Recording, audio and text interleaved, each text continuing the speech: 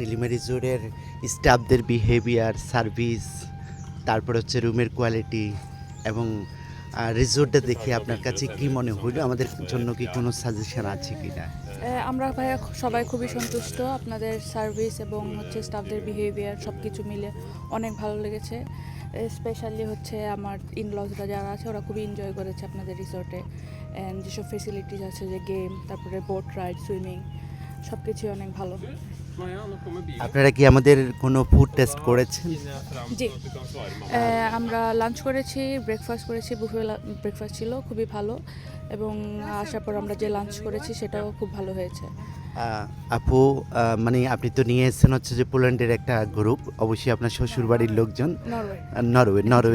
নরওয়ের আপনার শ্বশুরবাড়ির লোকজনকে নিয়ে এসেছেন। জি, তো এটা সত্যি আমাদের কাছে সৌভাগ্যের বিষয় যে আপনি এত বড় একটা গ্রুপ নিয়ে আমাদের দেশে এসে আমাদের দেশকে হচ্ছে যে রিপ্রেজেন্ট করছেন নরওয়ের কাছে। এক্স্যাক্টলি নরওয়ের মানুষ জানে না যে বাংলাদেশ কোথায় আছে, সেটা ম্যাক্সিমামই জানে না। এটা বাইরে অনেক কান্ট্রি জানে না। অনেক আমার country মনে হয় জানে না। আমাদের হচ্ছে ট্যুরিজমটা আরও বেটার করা যাবে, হচ্ছে অ্যাডভার্টাইজমেন্ট। বাইরে অনেক কান্ট্রি আমাদের যে ছবিটা ওটা হচ্ছে অনেক ক্রাউডেড, হচ্ছে মানুষ হচ্ছে অনেক খারাপ, বা খাবার দাবার যে চিত্রগুলো দেখানো হয় actually.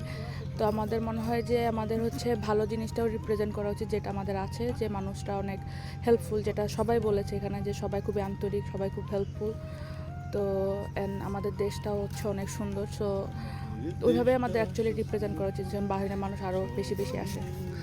Thank you so much. তবে আপনাদের মতো লোকেরা আছে বিদায় হচ্ছে যে বাংলাদেশকে এখন পর্যন্ত বাইরের কান্ট্রিতে রিপ্রেজেন্ট করছে, এবং আমরা আশা নয় বিশ্বাস যে আপনাদের মতো মানুষদের হাত ধরে হচ্ছে বাংলাদেশ ট্যুরিজমটা আরও ডেভেলপ করবে এবং চমৎকারভাবে এগিয়ে যাবে বাংলাদেশ। আপনাদেরকে অনেক ধন্যবাদ সব কিছু অ্যারেঞ্জ করার জন্য এত সুন্দরভাবে, যেন ওরা এসেও হচ্ছে একটা সুন্দর পরিবেশ পায়, সেজন্য আপনাদেরকে অনেক ধন্যবাদ।